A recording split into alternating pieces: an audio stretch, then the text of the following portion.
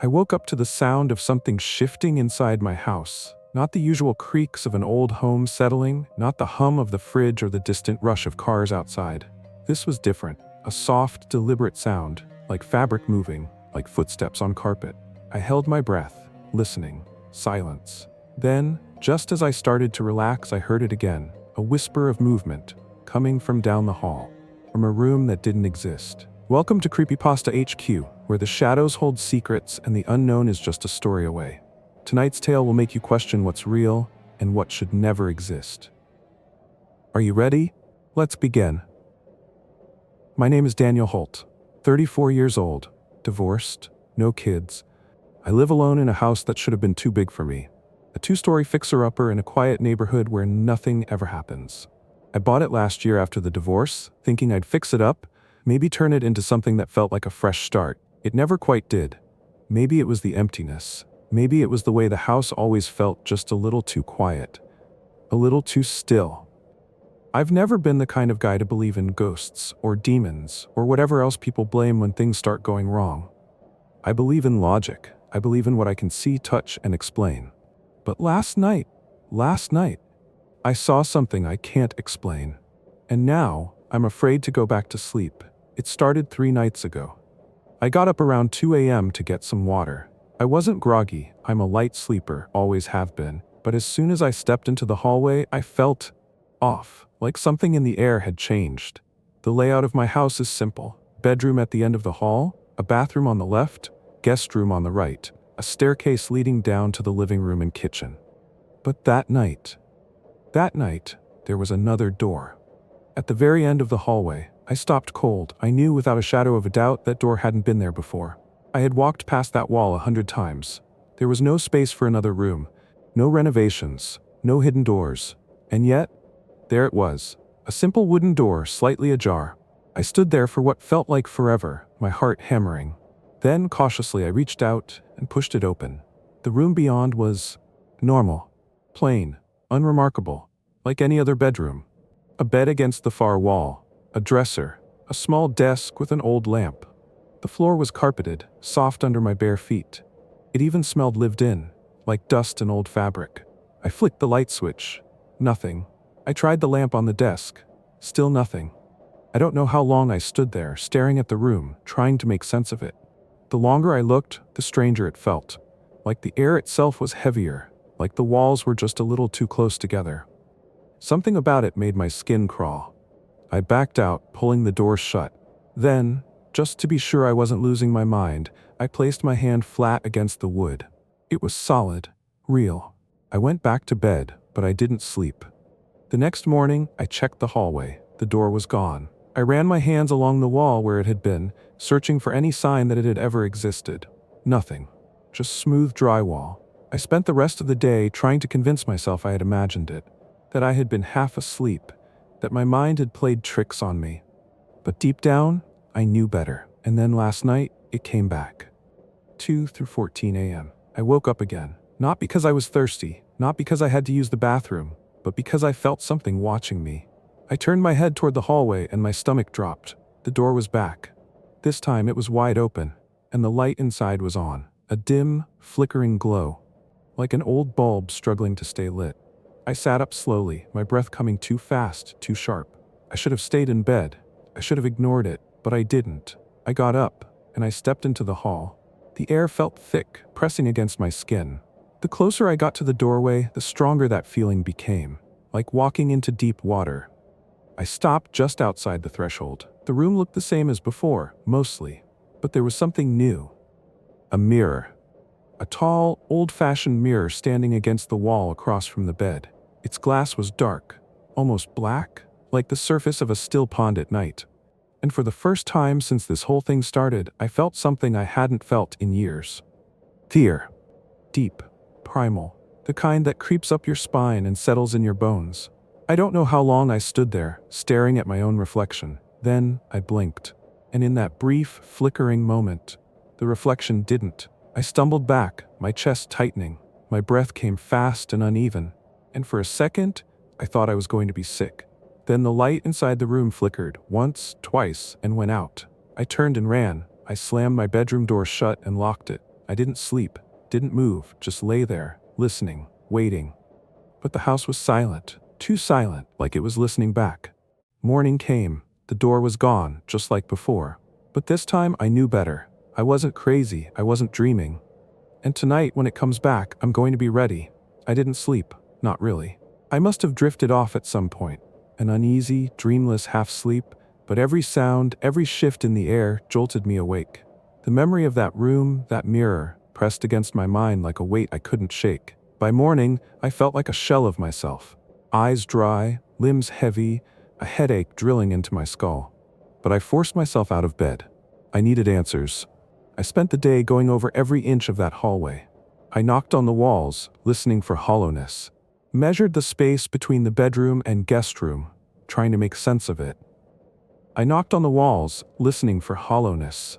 Measured the space between the bedroom and guest room, trying to make sense of it. The math didn't add up. There was no room for that place, no gaps, no hidden spaces. It shouldn't exist. But it did. I even pulled out the old house blueprints I had shoved in a drawer when I first moved in, spread them out across the kitchen table.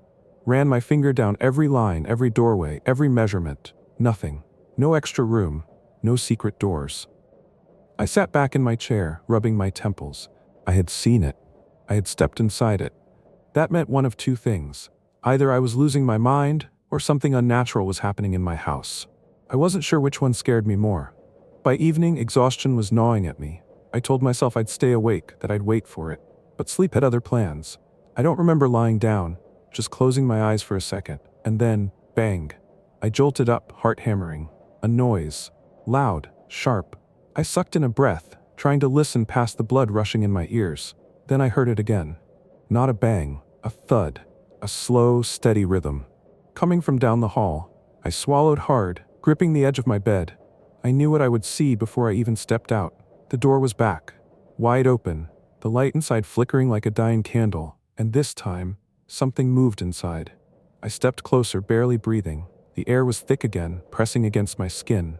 My stomach twisted, warning me to turn around, but I didn't. I peered inside. At first, it looked the same. The bed, the dresser, the desk. Then my eyes landed on the mirror, and my breath caught in my throat. There was someone in the reflection, standing just behind me. A shape. Dark. Almost human. I spun around. Nothing. The room was empty. I turned back to the mirror, pulse hammering. The figure was still there. Standing closer now, too close. I couldn't see its face. Just a shadow where a person should be. My hands were ice cold. My skin prickled. The figure tilted its head. And then, it moved. Not in the glass. Behind me. I felt it. A shift in the air, the faintest whisper of movement. I ran. I didn't stop until I was back in my bedroom, slamming the door shut. I fumbled for the lock, my fingers numb. Clicked it into place, my chest heaved, my mind reeled. I had seen it, felt it. Something was in my house, something inside that room. I backed away from the door, my legs unsteady. And then I heard it. A whisper, low, just outside my door. I couldn't make out the words. Didn't want to. I squeezed my eyes shut, pressing my back against the wall, and I waited. Waited for it to pass, for the house to go silent again. I don't remember falling asleep. Only the sound of my own heartbeat, slowing, fading, until I was pulled into darkness. Morning came. I woke up with the weight of last night pressing down on me. For a long time, I didn't move. For a long time I didn't move, didn't check the hallway, didn't check if the door was gone. I just sat there, breathing. Then finally, I forced myself to stand. I opened the bedroom door. The hallway was empty, no extra room, no door, just smooth, unbroken wall, as if nothing had ever happened, as if it had all been in my head. I almost believed it. Almost. But then I saw it, a single detail that sent ice through my veins, the carpet, right where the door had been. It was flattened, as if something had been standing there. Waiting. I should have left. Packed a bag, gotten in my car, driven until I didn't recognize the road signs anymore. But I didn't. I told myself I needed answers, that I couldn't run from something that shouldn't exist. That was the lie I clung to. The truth was simpler. It wouldn't let me go. I stayed up that night, waiting. I kept every light in the house on, made coffee I didn't drink, paced the living room until my legs ached. I told myself I wouldn't go near it. But when the clock hit 2:14 a.m., I knew it was back. The air shifted, like the house was breathing. The lights flickered once, twice. Then just for a second, they all went out. Darkness swallowed the room. I froze. My pulse slammed against my ribs. When the lights came back, I was already moving. I had to see. I stepped into the hall, and there it was. The door. Wide open. The light inside pulsed like a heartbeat. Slow. Rhythmic. And the mirror wasn't empty anymore. I felt it before I saw it. The weight of something watching. Something waiting. I forced myself to look, and my stomach turned to ice. There were figures in the glass. Not one. Not two. Dozens, pale faces pressed against the surface like trapped insects. Eyes black and bottomless, mouths moving in silent words I couldn't hear. And in the center, one figure stood apart, a tall, twisted thing. Its limbs too long, its head tilted at an unnatural angle. It smiled at me, and in that moment I understood. This wasn't just a room, it was a doorway. A threshold between here and something else. Something wrong, something hungry. The lights flickered again, and the figures stepped forward. Not in the mirror, into the room. I stumbled back, my breath a ragged knot in my throat. The air turned thick, suffocating. I could hear them now. Whispers, slithering, shifting. Inside my head. Not words. Something deeper. Something old. The thing in the center tilted its head, and for the first time I heard it speak. Come closer. No sound, no voice. Just a thought. Planted, buried, twisting in my skull. It wanted me to obey. I clamped my hands over my ears, took a step back. Another. The figures kept coming. The thing in the center reached for me. Its fingers stretched like they had no bones. They brushed the air just inches from my skin. And then, I ran. I slammed my bedroom door shut, locked it. Pressed my back against the wood, heart slamming in my chest. Silence. I waited. Seconds crawled by. Then, soft, so soft. A sound just outside the door. Not a knock. Not a whisper. A scrape, like nails dragging across wood. I clamped my eyes shut, willing it to stop, but the scratching continued, slow, deliberate, like something was tracing the outline of the door, like it was learning. Then, a breath. Right against the keyhole, and a voice low, distorted like it was speaking through water. Let us in. I bit down on a scream. It wasn't real. It couldn't be real. I squeezed my eyes shut, forcing my mind to reject what was happening. Then the doorknob turned, a slow, testing rattle. I shoved my weight against the door, gripping the knob with white-knuckled fingers. Holding it shut, holding them out. Then, a pause. For a moment, nothing. Then I heard it. Soft, amused laughter. And then, the whisper. The one that made my blood go cold. You're already inside. The light overhead flickered, and in the mirror on the closet door, something moved. I couldn't move. I couldn't breathe. I could only stare. Because the thing in the mirror, it wasn't a shadow. It wasn't some twisted, hungry thing clawing its way into my world. It was me, not a reflection. Not a trick of the glass. Another me, standing inside that impossible room, staring back. Smiling. I turned my head. So did it.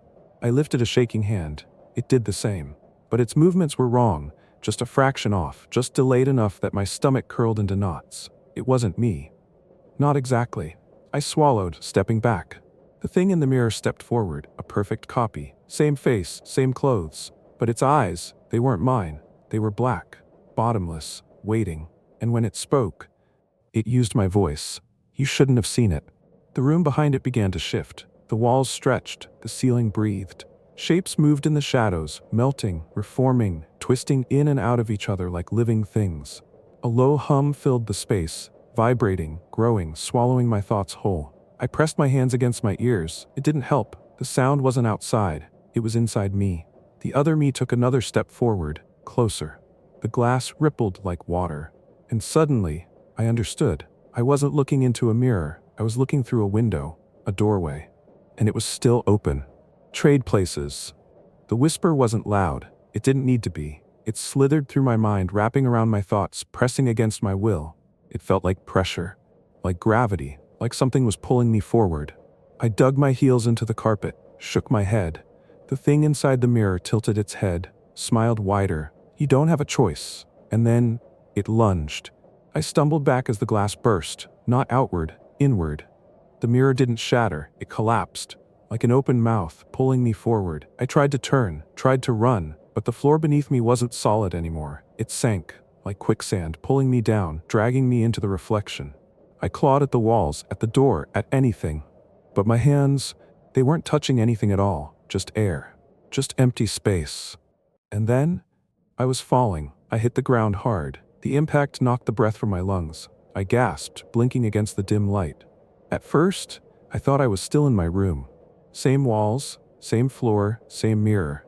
But then I looked closer, and my stomach turned to ice. Because the door, the one that had never been there before, was gone.